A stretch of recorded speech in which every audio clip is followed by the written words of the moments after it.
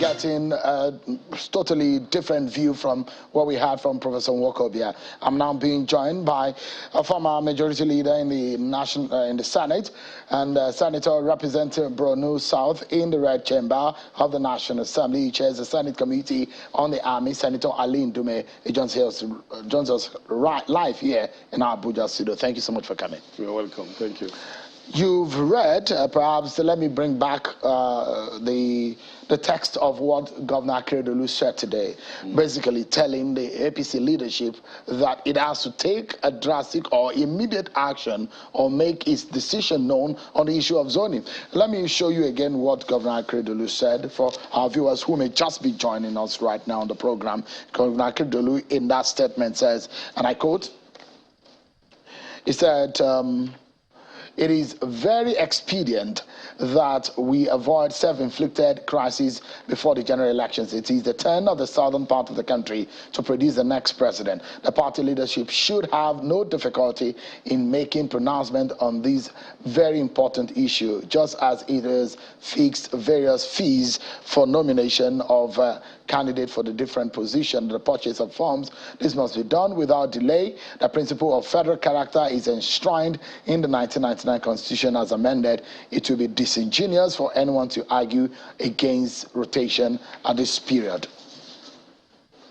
He went further to say we must not keep our party men and women guessing about the position of the leadership of the party. This is the time to weigh in and take control of the process. No statement must suggest, even remotely, that a party harbors certain sentiments which may predispose it to consider throwing the contest open.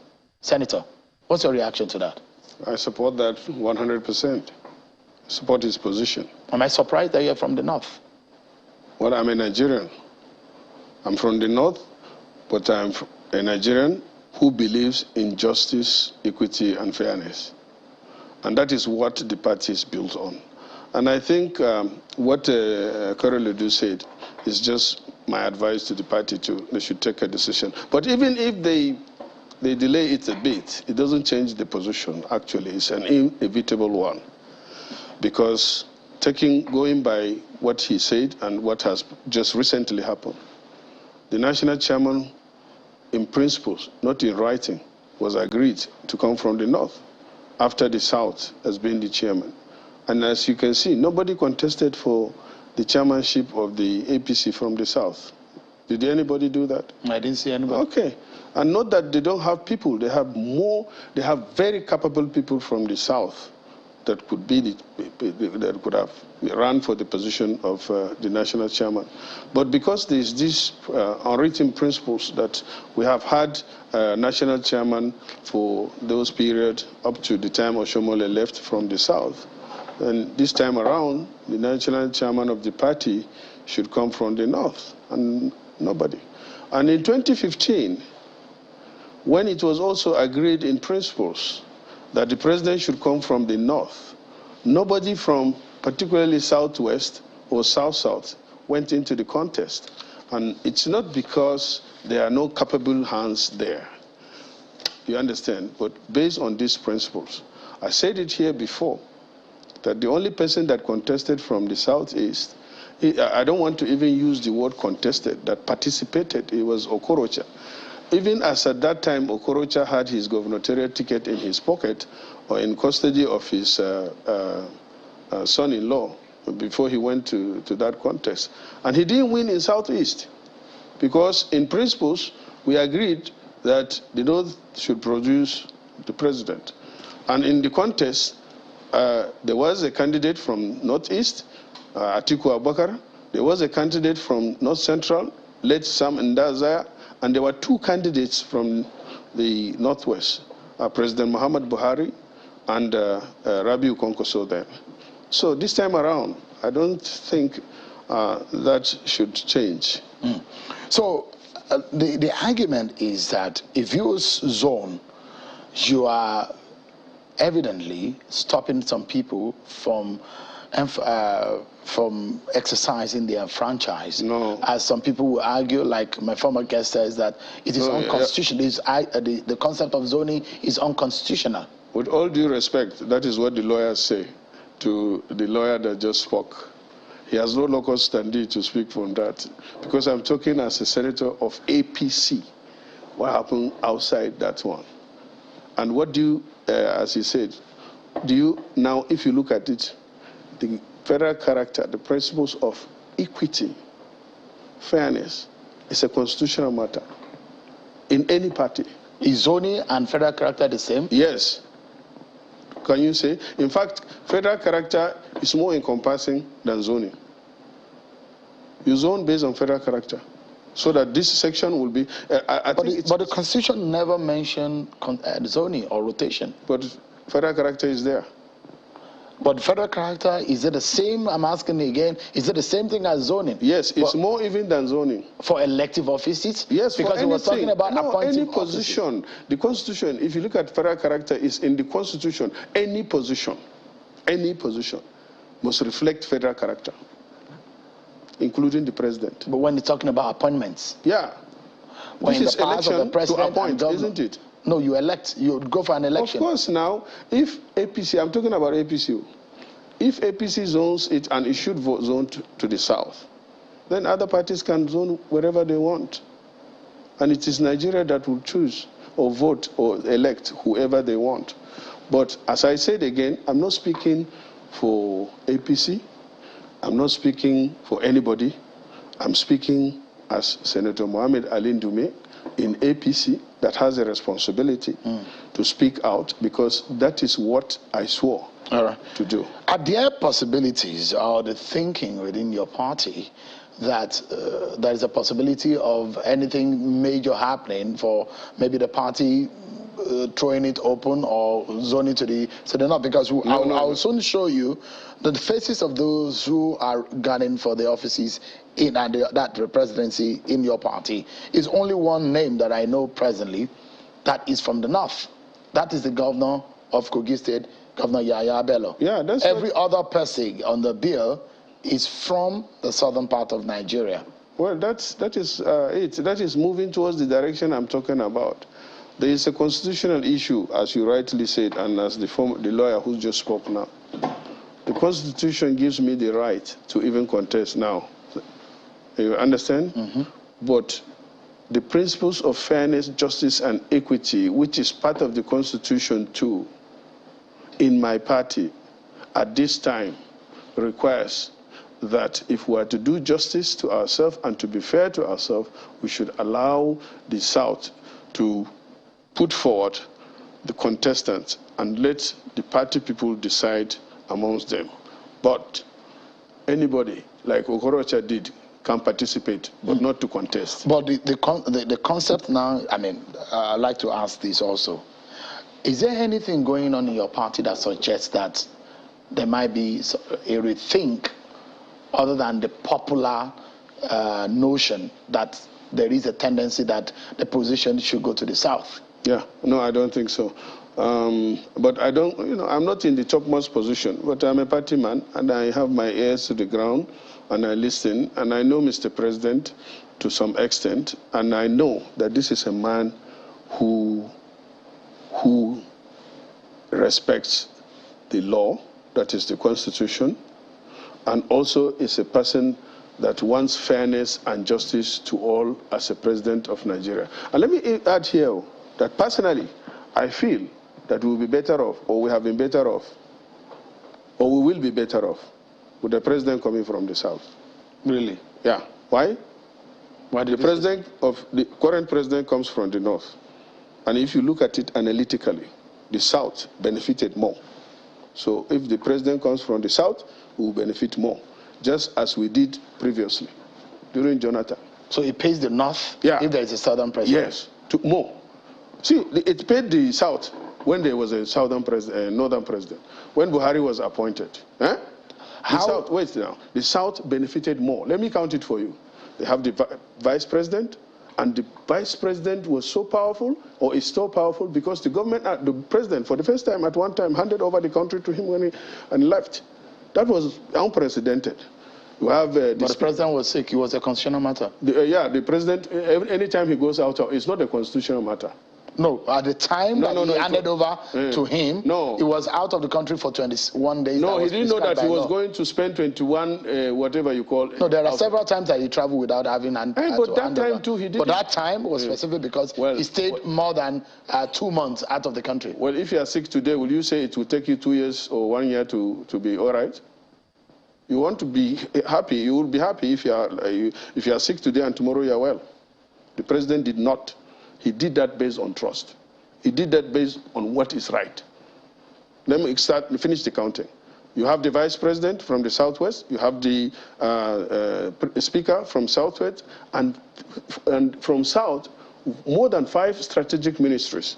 Minister of Finance was from the southwest until the southwest pushed her out, because it's the media hype that forced her out of this trivial matter of NYC certificate. Then we have the works and a minister. We have both health and state and health minister from the one from the south, and then the state minister of health. And then another important ministry is petroleum. The president is the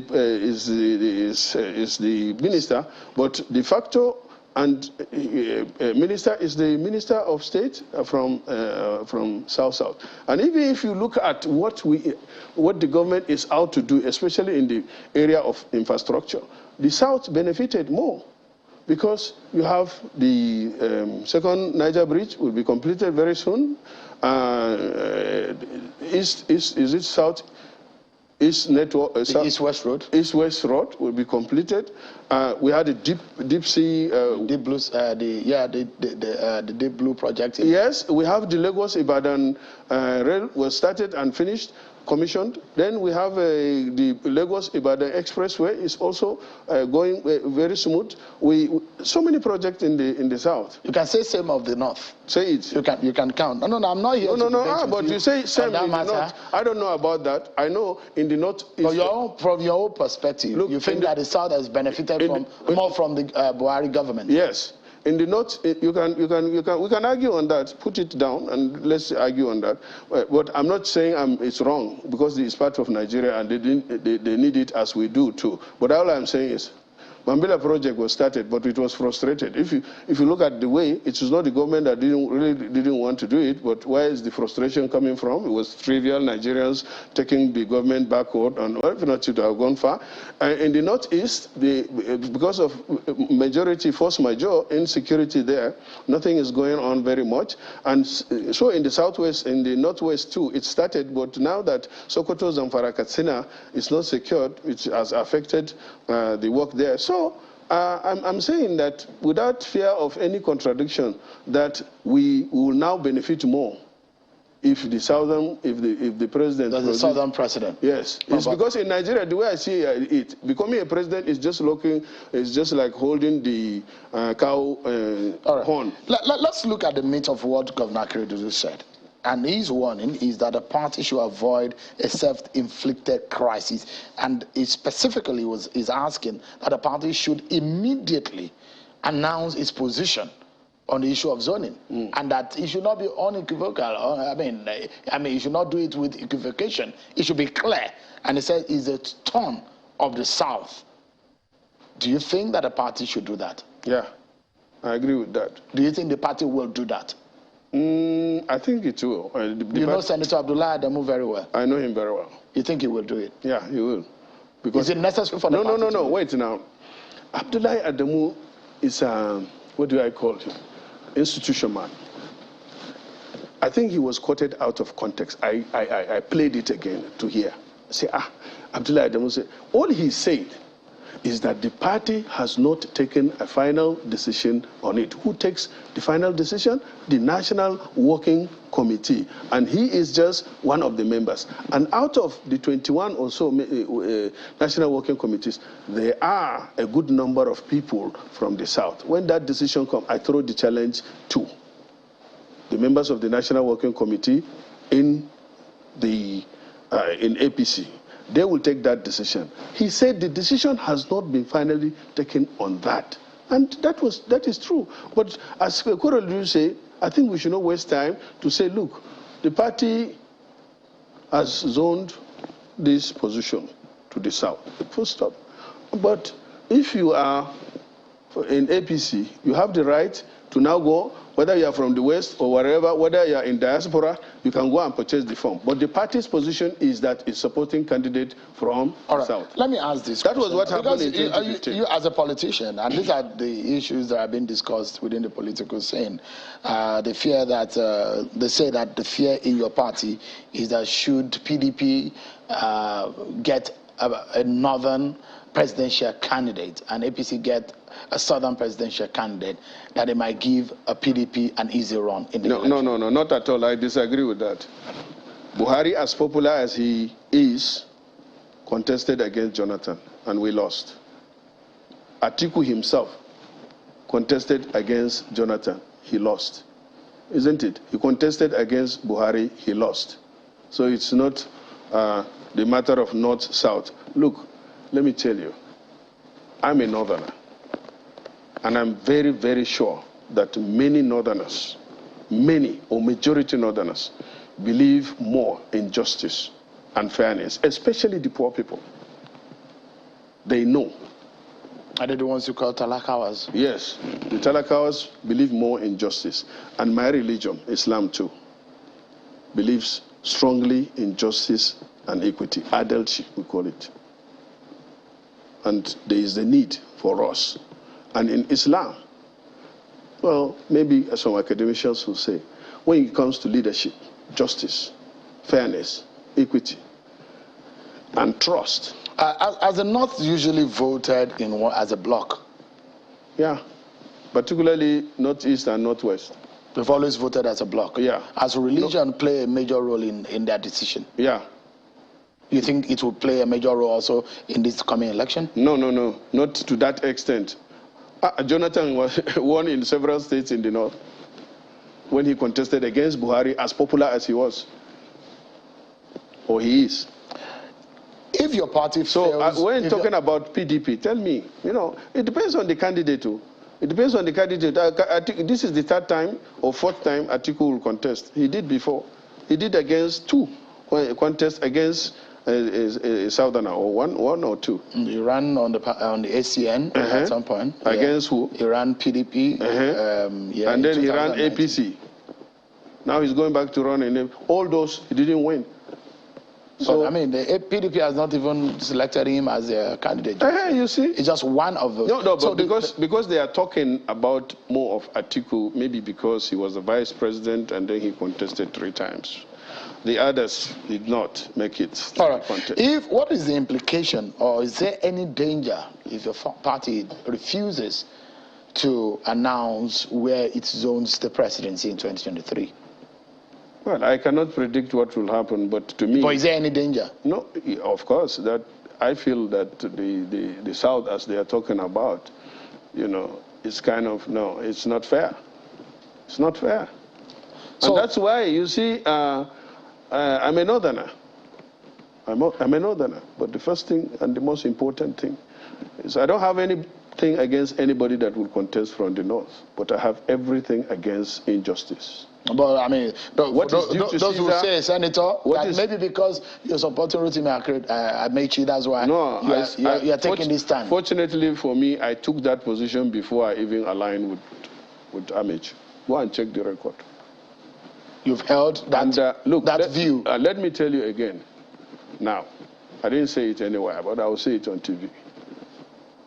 If Amechi decides to say, oh, okay, because the party said I will go with another position, I will not support it. Supposing they ask him to be the vice president, I will not support him. Because that would be against my principle. I will not. You think Amechi is a candidate that you're supporting, and you think is best for the job? Yeah. I said it here before. Yeah, you said it. So but the question now is, going forward, I'm asking if there is a danger should the party refuses to announce. It's not danger, what I'm saying. It's not going because the way Governor Akeredolu said, he said the party should avoid a self-inflicted crisis. That means there is a danger that he foresees. That's why he's saying that. I can't see what he sees, but all I'm saying is that will not be fair. And I'm against unfairness. That will not be fair. We should be fair. You are from the north? Yes. How popular is your party now? Very popular. After 7 years? Yes. You think your party has delivered on its promises to its people? Except the challenge we have in security, which is not self-made. I said it here before. Who are suffering more? We are the ones suffering more. Are you going to punish yourself? And are we going to say that, oh, this opposition that are always running blame on us, maybe they are the one causing this? No.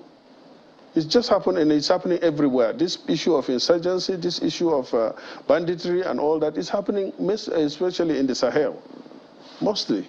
And that is because there are some issues that culminated into that.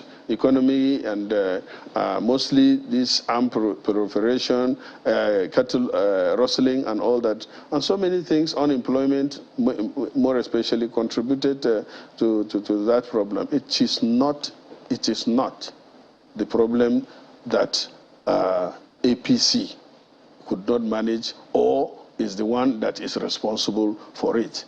If we are going to talk about blames, I don't want to take excuses. But for God's sake, the people that are making this noise are PDP. They ran this country for 16 years. When they ran the country for 16 years, when they took over, Nigeria was so peaceful.